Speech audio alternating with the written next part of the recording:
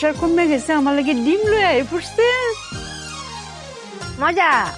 অনেক মজা মজা। ডিমের তেলটাও মজা হয়েছে গো, বাক্কা মজা। ও বউ, আমরা ঘরে তো তেল আছে না, তেলের যোগানটা তুমি করতে পাইছো গো মায়া?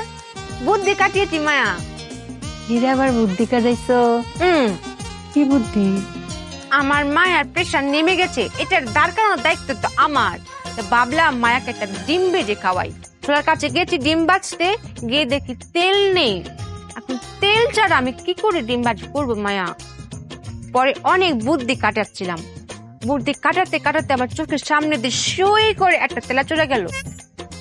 তখন আমার বুদ্ধিটা খুলে গেল মায়া, যে এর নাম তেল চোরা। কেন? নিশ্চয়ই সে তেল চুরি করে।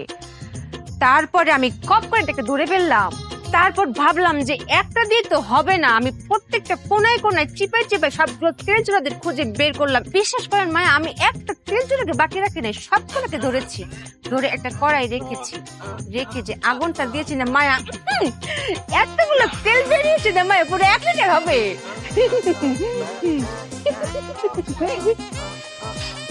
তুমি কি তেল চুলার তেল দিই ডিমটা বাজছো?